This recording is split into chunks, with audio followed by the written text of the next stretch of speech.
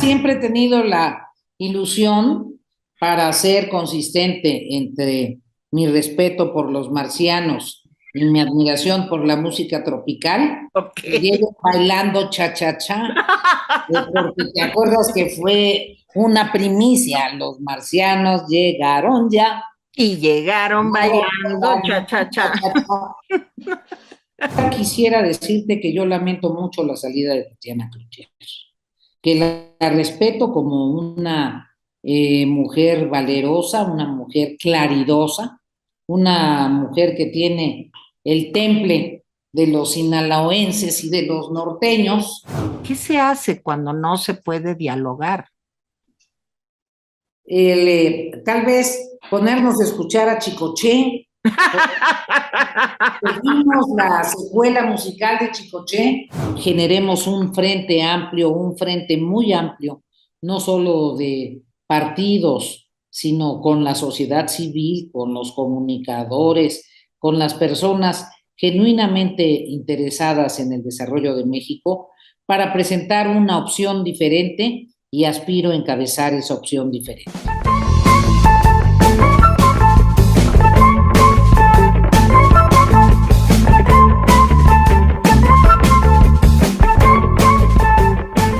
¿Cómo están, amigos de Valle de Lágrimas? Me da muchísimo gusto estar con ustedes una vez más. Y ahora sí que no puedo estar más contenta, no puedo estar más contenta de tener la gran oportunidad, y siempre lo digo cada vez que la entrevisto, de platicar con una mujer que tiene una enorme trayectoria política, ha sido varias veces diputada, senadora, subsecretaria, tres veces, si no recuerdo mal, ahorita ella que me aclare. Además, presidenta del Partido Revolucionario Institucional, actualmente es senadora, embajadora en Cuba, en Brasil, en fin, no creo que vayamos a platicar hoy con una política. Vamos a platicar, primero que nada, con una gran mujer y segundo, con una estadista. Entonces, pues sí estoy muy contenta, Beatriz Paredes. ¿De quién más podría yo estar hablando que de ti? Bienvenida y gracias por tu tiempo.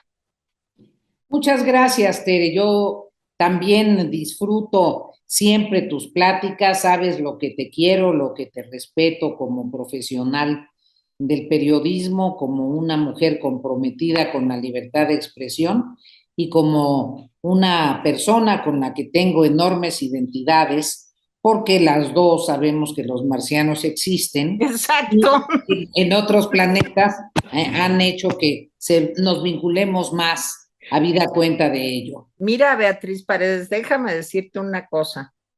No sé si viste la nota de que en Ucrania empezaron a ver platillos voladores ahora, la semana pasada, pero ¿de dónde crees que mandaron la información? De la Universidad de Harvard, porque en Ucrania todavía, en fin, después de todos los problemas que han pasado, pues mandaron esa información a la Universidad de Harvard para que un astrofísico les dijera qué explicación tenían esas luces, pensando que podría ser algo de contraataque, de, en fin, pues están en guerra.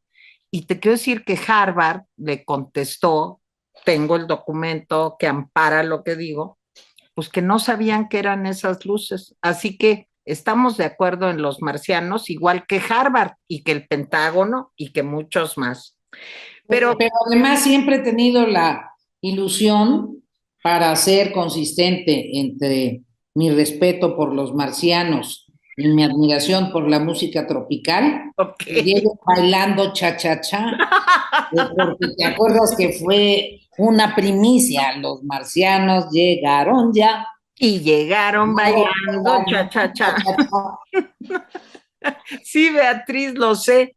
Nada más que se me hace que Marte ya se lo acabaron desde hace mucho. Ya ves que hay muchas teorías de que ahí hubo una destrucción atómica y que por eso quedó, acabó con todo. Pero bueno, Beatriz Paredes, contigo se puede hablar prácticamente de cualquier cosa y siempre es algo muy inteligente, interesante e importante. Pero a ver, Beatriz, tenemos que volver al planeta Tierra. Hace unas cuantas semanas me ilusionó mucho la noticia de que tú estarías trabajando por buscar la presidencia de nuestro país. Me emocionó mucho como mujer, me emocionó mucho pues como una admiradora pues de grandes mujeres que han ya gobernado al mundo. Y que en México tengamos una política como tú y que se diera esta posibilidad me ilusiona. Lo que no sé es cómo en un momento tan complicado te lanzas a esta gran aventura, Beatriz. Explícame. Pues precisamente, mi querida Tere, porque es un momento muy complicado, porque creo que nuestro país nos requiere a todos los que tenemos experiencia para gobernar, experiencia para enfrentar momentos difíciles y tener buenos resultados. Y a mí México, Tere, me ha dado muchísimas cosas, prácticamente me ha dado todo. He podido realizar una carrera profesional atendiendo temas fundamentales para el desarrollo del país. Tuve el privilegio de ser la primera mujer gobernadora de Tlaxcala, la segunda en México. He tenido la posibilidad de representar a mi país en Brasil y en Cuba. Y esta secuela de oportunidades me ha permitido conocer, formarme, revisar las políticas públicas, considerar cuáles son los temas que se tienen que atender prioritariamente, porque he tenido el privilegio de conocer a gobernantes muy, muy distinguidos y muy bien evaluados por su población. Y ante la circunstancia de que las cosas no están bien en México, a pesar de que haya otros datos, ante el hecho de que la inflación está golpeando la economía familiar, que ya no les alcanza a las amas de casa para satisfacer las necesidades básicas de sus hogares, ante la terrible situación de inseguridad, me parece que es el momento en que todos los que podamos hacer algo por México nos unamos y generemos un frente amplio, un frente muy amplio, no solo de partidos, sino con la sociedad civil, con los comunicadores, con las personas genuinamente interesadas en el desarrollo de México, para presentar una opción diferente y aspiro a encabezar esa opción diferente. A ver, Beatriz, has tocado en unos cuantos minutos temas muy importantes. Tocaste el tema de la inflación. Los pronósticos de crecimiento económico para el país, como tú sabes bien, son malos. Se habla de que quizá, te estoy hablando del Banco Mundial, del Fondo Monetario Internacional, lleguemos al 1.5%. Y la inflación, pues realmente dicen los expertos que todavía no llega al pico más alto. Y esto, Beatriz, sí lacera mucho pues justo a los más pobres, a los más vulnerables. ¿Cómo te imaginas que deberían de implementarse soluciones? Ya sé que las tasas de interés están muy altas, el dinero muy caro, pero se me hace que estamos como entre la espada y la pared, Beatriz. Por un lado, la inflación y por otro lado, pues si el dinero está caro, ¿cómo invierto en mi pequeño negocio? ¿Cómo le hago para generar empleo? ¿Qué soluciones ves para un problema tan grave? Bien dices que parece que estamos entre la espada y la pared, pero lo que a mí me preocupa, lo que me duele como mexicana, es que más bien nos pusimos entre la espada y la pared. Es distinto, porque hay una serie de medidas que lamentablemente no se instrumentaron previamente y ha habido también una serie de excesos. Se habla de una gran austeridad, algunos le dicen a estos recortes presupuestales un poco sin ton ni son, austericidio porque paralizan a muchas de las instituciones, pero al mismo tiempo se invierte miles de millones de pesos, decenas de billones de dólares en Pemex y no vemos para cuándo va a salir adelante esta empresa del Estado. Se tiene que invertir año con año más recursos porque se inunda Dos Bocas. Si nadie está en contra de que hubiera una refinería, ¿por qué no le hicieron 200 kilómetros más adentro? En Tabasco mismo, pero no en el lugar en donde todo mundo sabe, todos los lugareños saben, todos los técnicos Claro. medioambientalistas saben que hay inundaciones periódicas y permanentes, lo que ha multiplicado el costo de esta obra a la cual no se le ve su final, su finitud, y tampoco se ve cuál es la estrategia para que verdaderamente refine suficientes hidrocarburos para que haya gasolina barata. El subsidio a la gasolina, en fin, hay una serie de medidas que se han tomado que han debilitado la capacidad de la inversión productiva y con ello del trabajo que genera la inversión productiva, sobre todo en infraestructura. Y también se redujeron programas clave para la producción alimentaria. El crédito, el financiamiento para el campo prácticamente desapareció. La financiera rural primero le mocharon el fondo que tenía los recursos que le daba aval para poder realizar operaciones financieras y después lo dejaron sin presupuesto. Entonces, desapareces el financiamiento al campo, desapareces el seguro agrícola, no tienes programas de insumos que faciliten la producción y la productividad agropecuaria, pues la oferta de alimentos disminuye y eso repercute desde luego en la inflación. Y allí la guerra de Ucrania, no obstante lo que fueron a observar los platillos voladores que estaba sucediendo, la guerra de Ucrania ha incidido mucho en el mercado agrícola mundial. Entonces, ¿qué hay que hacer? A mí me parece que hay que tomar decisiones, como dicen los expertos, contracíclicas. Hay que lograr efectivamente pactos en donde quienes realizan actividades comerciales asuman coadyuvar para la posibilidad de que los consumidores tengan precios más bajos, pero sobre todo elevar la oferta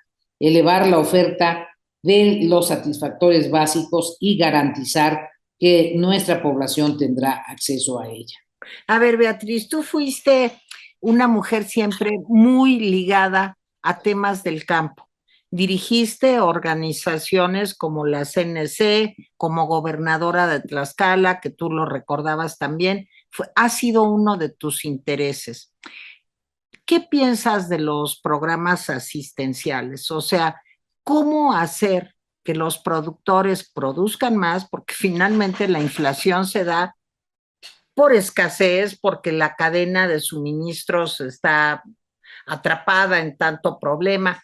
Pero ¿cómo le hacemos? Simplemente es, digamos, deforestando y dando dinero en mano. ¿Cómo se va a reactivar la actividad agropecuaria? Yo creo, mi querida Tere, que las transferencias directas de dinero, de cash, como está ahorita Ajá, de de moda moda. decirle, las transferencias directas son útiles para las personas, pero no suficientes, porque no inciden de manera automática ni mecánica en la organización productiva. Me parece que una verdadera política social es aquella que a el sujeto que requiere apoyos le prohija, lo respalda con los recursos necesarios para que llegue a ser autónomo y tenga independencia productiva. Me parece que las transferencias directas que no tienen una estrategia de cerrar en una actividad productiva, en una pequeña empresa, en un invernadero más productivo, en un cambio de cultivos con mayor productividad, en una cooperativa de producción agropecuaria de algún tipo, en una pequeña empresa de producción de flores o de producción de hortalizas para el consumo regional.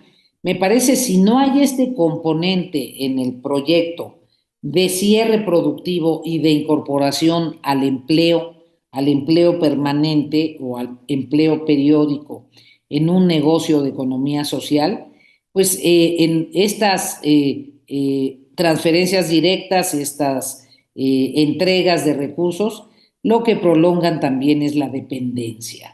Y no se trata de tener clientes electorales a los que le das transferencias directas. Se trata de que haya una estrategia de verdadero desarrollo social que posibilite la autonomía y la independencia económica de los beneficiarios, que los respalde para que se capitalicen, pero que tenga un cierre productivo de integración al empleo autogenerado en empresas sociales o a otras modalidades de empleo remunerado. A ver, Beatriz, yo creo que estarás de acuerdo conmigo en que a veces es tal la pobreza de nuestro país, pues que una política asistencial en donde tú das dinero en mano o haces transferencias directas, como tú mejor lo explicabas, pues a lo mejor puede durar un rato, pero se necesita inversión productiva. Tan es así que vemos que el número de pobres en nuestro país ha aumentado. A mí esto es lo que, fíjate que yo creo y me importa mucho tu opinión, que parte del problema de lo que estamos viviendo es la enorme desigualdad que se ha ido generando durante muchos años y que ahora los populismos en el mundo y en México también capitalizan esta desigualdad. ¿Cómo le hacemos para que haya inversión productiva y no políticas asistenciales? Mira, Tere, todos los países de América Latina que tuvieron un proceso de coloniaje para que sus recursos naturales o minerales fueran los flujos que alimentaban a las grandes metrópolis europeas, a España o a Portugal, tienen 2 siglos muy complicados en su estructura productiva, de enorme desigualdad. Y los países que, como México, tenían y tienen una importante población indígena, padecieron no solo este hecho de exacción económica de las poblaciones indígenas, de exacción de sus recursos naturales, sino también un proceso de discriminación, de ir enviando a los indígenas a las zonas más escarpadas, a las zonas más difíciles del territorio. Por eso muchas poblaciones indígenas están en la montaña o en las montañas. Por eso muchas poblaciones indígenas fueron arrebatadas de sus tierras más productivas. Entonces, la historia de la desigualdad social en América Latina y en México particularmente es una historia larga, de larga data, que requiere y ha requerido transformaciones radicales, como en su momento lo fue la Revolución Mexicana, y el proceso de distribución agraria, el proceso de reparto de la tierra. Cuando se distribuyó la tierra ya se facilitó, se respaldó la liberación de los campesinos que antes eran peones acasillados en las haciendas o jornaleros agrícolas, para que pudiesen vivir una nueva etapa productiva. Pero la distribución de la tierra tiene que ser acompañada de acceso al financiamiento, tiene que ser acompañada de asistencia técnica, tiene que ser acompañada de insumos que hagan posible mayor productividad, especialmente los fertilizantes. Tiene que ser acompañada, pues, de un conjunto de elementos para que la cadena productiva beneficie a los productores y que no haya intermediación usurera y que no haya acaparadores usureros que capitalizan en su beneficio el esfuerzo de los productores y que castigan a los consumidores o que ocultan los productos para generar carestía o que generan desabasto y con ello inciden en la inflación. Para resolver esto necesitas un programa integral. No es suficiente la transferencia económica. A este esfuerzo, que desde luego es muy importante que los ciudadanos, los beneficiarios, sepan que es un derecho constitucional, que se paga con los impuestos de todos los mexicanos, Así que, es. que como derecho constitucional que nosotros en el Senado legislamos para que quedara establecido, estas transferencias no se van a desaparecer, no tienen que ver con que voten por A o por B o por C, es un derecho establecido. Lo que importa es que esto se acompañe de una estrategia productiva integral, de una estrategia de generación de infraestructura productiva, de ampliación de las áreas de riego, de complementación de las bodegas. Mira, hay una actividad en donde podríamos ser ejemplares por los recursos naturales que tenemos, como es la pesca, y la política pesquera en el país no ha tenido ni pies ni cabeza. Así es. Es increíble que los pescadores que realizan un enorme esfuerzo, pero que su trabajo redunda en nutrición de la más alta calidad, porque las proteínas de origen pesquero son de muy alta calidad, no hayan tenido apoyos productivos para renovar sus artes de pesca, para cambiar sus embarcaciones, para garantizar una estrategia de cuidado del medio ambiente marino. Entonces tenemos que volver los ojos a cómo respaldar el desarrollo productivo del sector social de la economía, que está constituido por ejidos y comunidades. Pero, a ver, Beatriz, explícame algo. Creo que el desarrollo económico de México, y mira que nos hemos ido por el tema económico en esta plática que tanto agradezco, está viviendo también un momento muy delicado. Estamos apostándole todo a las remesas que mandan de Estados Unidos y siento que, digamos, el oficialismo se siente muy orgulloso de las remesas, como si ellos hubieran hecho algo para recibir este dinero. Y en general, en México, pues digamos que los grandes pilares que sostenían la economía, el turismo, los energéticos, en fin, están pasando por un momento terrible. Con todo y esto que hemos hablado, inflación, baja de crecimiento económico, el COVID, todo lo que ya sabemos, finalmente, en medio de todo esto, renuncia en el peor momento la secretaria de Economía. Y nos quedamos en medio de una negociación difícil con el Tratado de Libre Comercio, el TEMEC, sin la mujer que estaba encabezando esta negociación. ¿Qué pasa ahí, Beatriz? A mí me da mucho miedo que, eh, digamos, la señora Tatiana Cloutier haya salido de ahí justo porque a lo mejor quería negociar y a lo mejor de lo que se trata es de no negociar. ¿Qué va a pasar ahí, Beatriz? ¿Cuál es tu perspectiva de esto?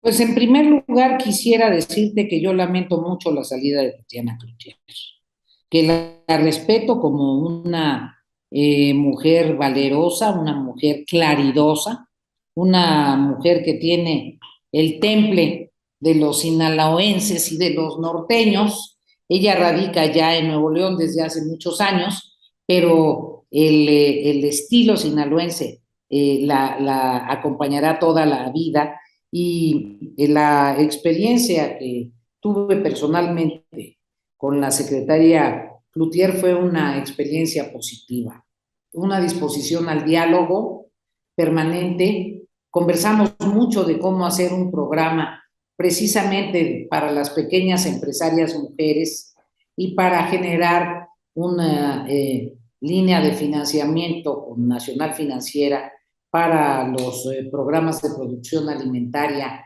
en pequeñas empresas de mujeres y también conversamos cómo respaldar a las mujeres artesanas para encontrar mecanismos de promoción de sus productos en el exterior. y una línea de apoyo en comercio internacional. Entonces, cuando menos viví la experiencia de una secretaria que tenía ganas de hacer cosas, que buscaba alternativas por aquí, por allá y por acullá, y que seguramente encontró su margen de maniobra muy restringido. Me parece que renuncia como un gesto de dignidad.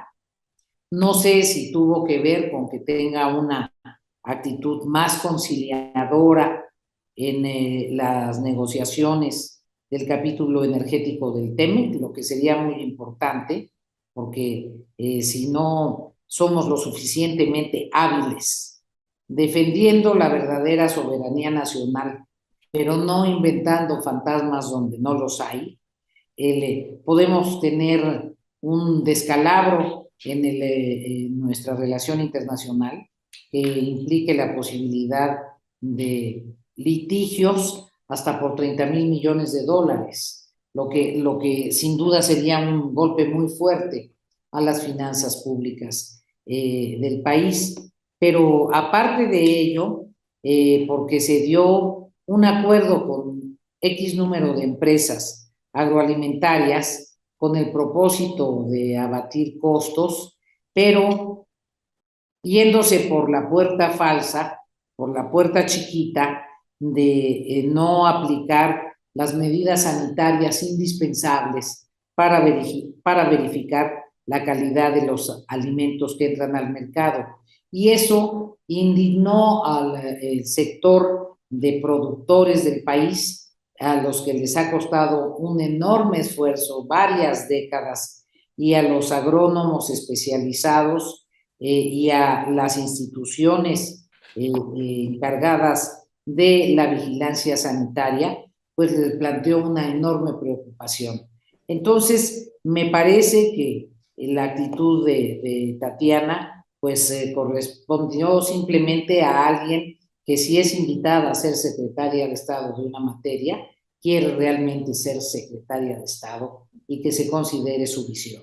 Pero a lo mejor se trata justo de evitar que ella siguiera teniendo esta capacidad de diálogo, Beatriz. A lo mejor se trata de no negociar, porque aquí te lo pregunto también, y ya nos vamos más al tema político. La actual administración, yo no le veo muchas ganas de platicar con los otros. O sea, te puedo poner ejemplos casi de cualquier partido político. Santiago Krill, por ejemplo, diputado ahora, le pide al presidente tener una reunión para poder discutir puntos de vista y cualquier cantidad de representantes de los partidos de oposición quieren reunirse con el presidente. Desgraciadamente no se da esta apertura. Entonces, Beatriz, ¿cómo se puede llegar a la búsqueda de consensos, a negociaciones, algo de lo que tú hablabas justamente como una de las razones importantes por las que Tatiana fue pues una buena secretaria de Economía, con todo y la adversidad que tuvo que enfrentar? ¿Qué se hace cuando no se puede dialogar? Tal vez ponernos a escuchar a Chicoché. Seguimos la secuela musical de Chicoché, a lo mejor encontramos motivos válidos, quizá llegar con una bocina y algunas canciones de Chicoché que digan que es importante conversar, chico, que es importante, y entonces probablemente vayas conmoviendo para que haya un sendero de diálogo. Lo que sucede, mi querida Tere, es que parecería que el diálogo que los demócratas siempre consideramos un instrumento indispensable en la actividad pública, en la conducción de un país, el diálogo no es el instrumento predilecto para quienes piensan que disponen de la verdad absoluta. Ya no necesitan dialogar con nadie si tienen la verdad absoluta. A lo mejor necesitan simplemente un juego de espejos que les repita que lo que están haciendo es lo mejor que se puede hacer y que hay el pensamiento único es la manera de salir adelante. Yo pienso que no es así, pienso que somos un país plural. Estoy convencida que somos un país que tenemos distintas regiones con distintos problemas, visiones diferentes, que es indispensable una estrategia para que convivan mayorías y minorías y se construya de manera articulada opciones que sean útiles para todos. Pero bueno, esta es mi visión a partir de mi convicción democrática. No necesariamente todos creen que sus verdades tengan que someterse a la prueba de la realidad y si no funcionan, pues tomar modificaciones y escuchar las críticas. Pero, Beatriz, hay también una actitud de la ciudadanía que yo creo que también ha ido permitiendo esto. Yo siento que tenemos, y yo formo parte desde luego de esa ciudadanía, como que tenemos poco compromiso, como que este tipo de temas no nos interesan lo suficiente y hemos ido normalizando situaciones de este tipo que a mi juicio son totalmente antidemocráticas. Si no hay diálogo, si no hay búsqueda de acuerdos, si no hay consensos, no estamos hablando de una democracia. ¿Qué tenemos que hacer los ciudadanos? O sea, ¿cómo le hacemos los ciudadanos para que nuestra voz se escuche, no solamente a través del órgano legislativo, sino para tener una actitud de mayor compromiso? A mí me desespera eso mucho en mí.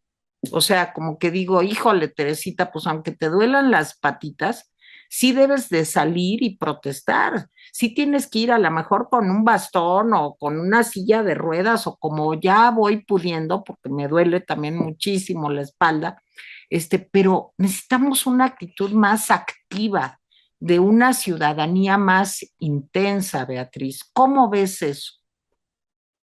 Estoy convencida, pues hay un refrán muy doloroso de la sabiduría popular que dice que los pueblos tienen los gobiernos que se merecen. En ese sentido, sí considero indispensable que se multiplique el deseo de participación de los ciudadanos. No hay mejor defensa de los intereses ciudadanos que los que hagan de manera directa, de manera permanente, los propios ciudadanos. Yo me manifiesto en la mayor disposición de estar atenta de los temas que más importan a la ciudadanía. No creo que sea una etapa en donde uno tenga que estar atrapado por los debates intrapartidistas.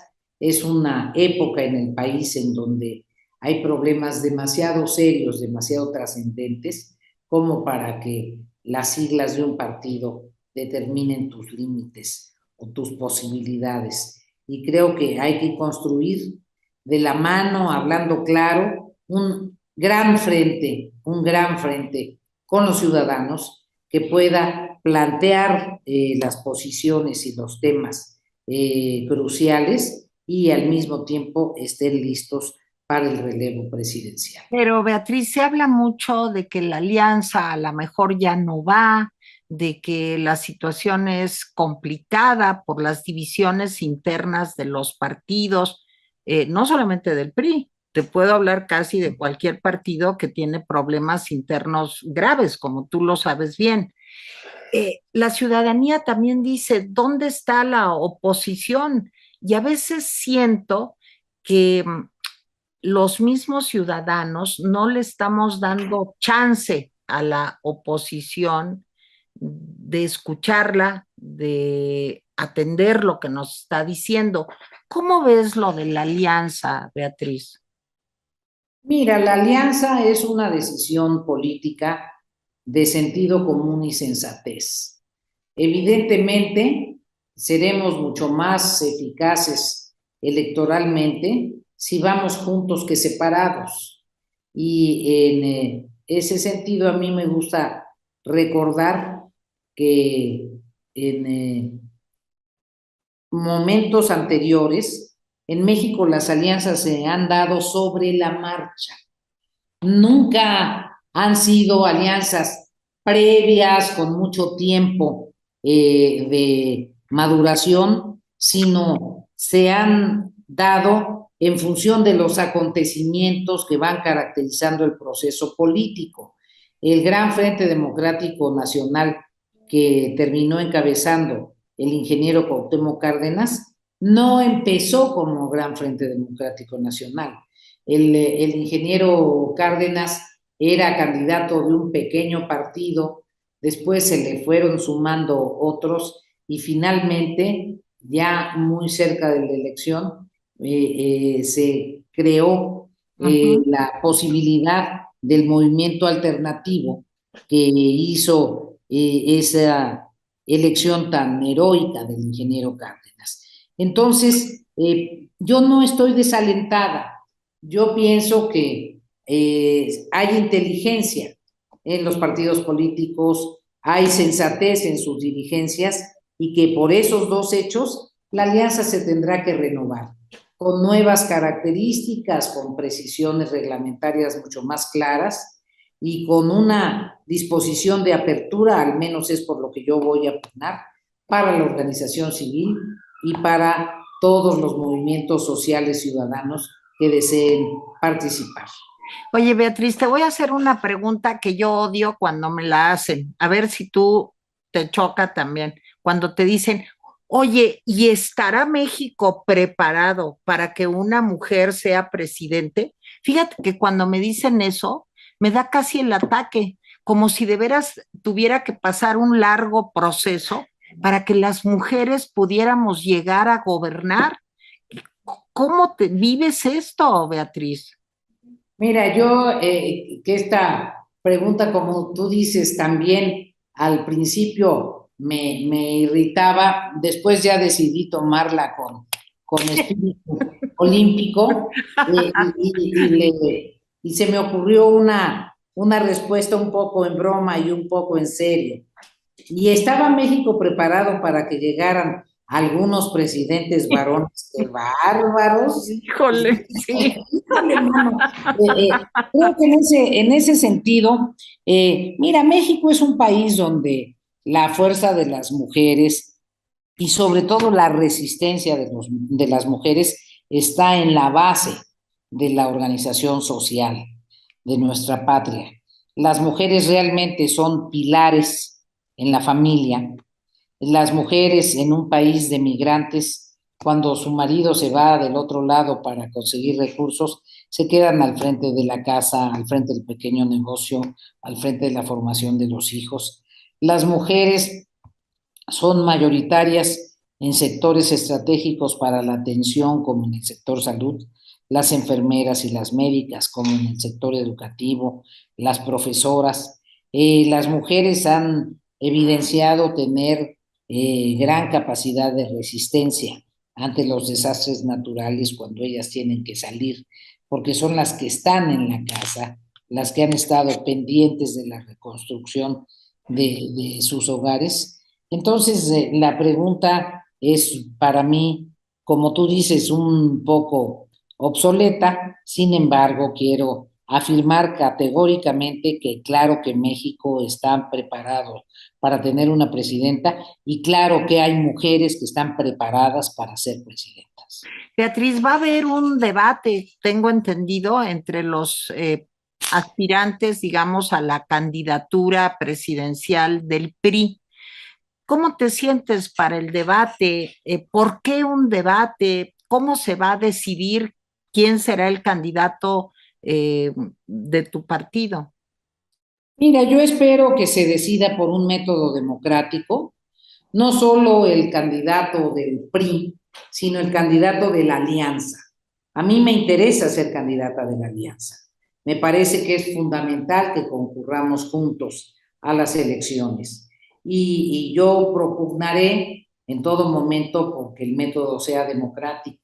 Si es con unas elecciones internas similares a las primarias, si es con unas elecciones de movilización de las bases, en fin, cualquier método, pero que sea democrático y que descarte el pretendido dedazo que me parece que no le ha hecho bien a nadie.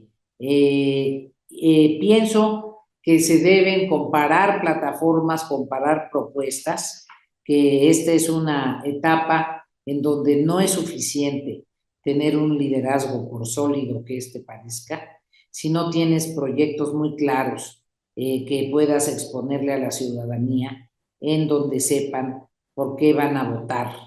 Y quiero decirte que si tengo la suerte de ser candidata, una semana antes de la votación, voy a invitar a quienes sean miembros de mi gabinete a efecto de que la sociedad sepa por quién vota, porque ya hemos visto que no es suficiente un líder, por carismático que sea, si su gobierno no sirve, si su gobierno no funciona.